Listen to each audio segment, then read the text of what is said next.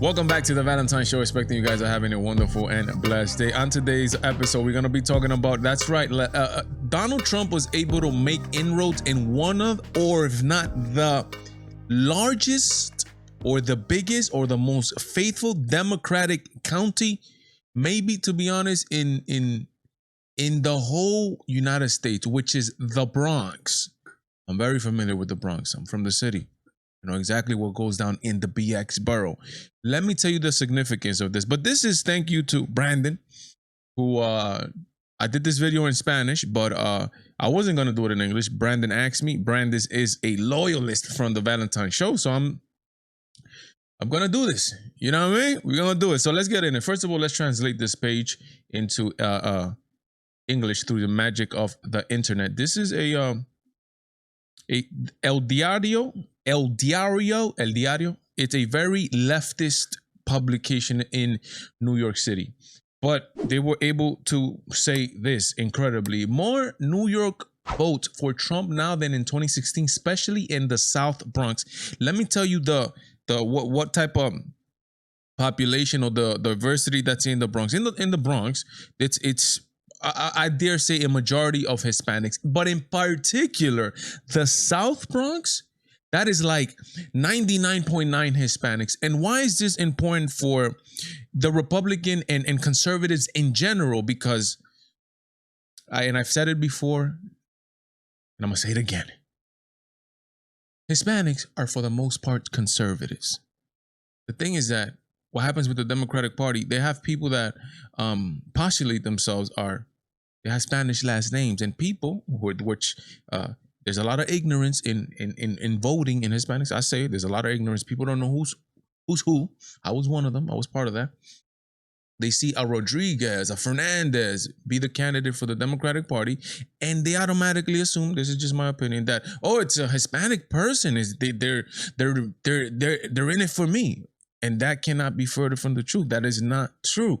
You got to look at each candidate individually, and more important than each candidate, I think the party as a whole. I think Ronald Reagan said that Hispanics and Latinos are Republicans. They just don't know it. But in steps in the Valentine Show, we're gonna change all that. I think Hispanics in the United States, we were projected to become the number one minority group, surpassing blacks in the United States for the first time ever. So we are going to have a lot of power in the Hispanic community when it comes to voting. And we are predominantly conservative, believe it or not. But why is this important? Why is this important in the Bronx? Like I said, the Bronx is one of the biggest enclaves of Democratic votes, probably in the United States, probably the biggest city in the United States, which the percentages are Democratic, right? That's the Bronx. So look what Donald Trump was able to do now. Look, more New York votes for Trump now than in 2016, especially in the South Bronx. This is massive. At the time we vote, when votes are still being counted in several states and of the country to define who is the winner between Donald Trump and Joe Biden. In New York, the results were clear. The same night as the election, the Democratic candidate won more than 56%. Everybody knows this. New York is a blue state, but Latinos are having more and more power, and it's trending the opposite way. And this is very important. And I hear the same thing I'm not sure if it's the same thing in Texas, but there was like a place where there's a lot of Latino, also some county in Texas, where the Latino vote went predominantly, or a big portion of it went to Donald Trump. And the good thing about it is that the Latinos we're not taking that stupidity that's coming from the mainstream media, like places like Univision, which is, like, I guess the Spanish CNN. We're not taking that gibberish. We're not hearing, we didn't took that bait that a lot of people did, talking about that the president of the United States is racist without no evidence. But look what it says. But despite his defeat in the state considered blue to Trump, he did not fare as badly as expected. And even New York City Republicans, he took the most votes in this election that it had in the presidential elections of 2016, including increasing support among Latinos in the South Bronx. A report by the Wall Street Journal assured that the president obtained more than double the votes that he obtained 4 years ago in the districts that cover the area of the Big Apple. You understand? Did you hear that correctly? Double the votes for Donald J. Trump Latinos in the South Bronx. And the same story is true in the South Bronx as is in nationwide. Latinos are afraid, like conservatives, to voice their support for Donald Trump publicly. But when it came down to vote, they showed their support in the voting box. I mean, that's just how it is. This is very important.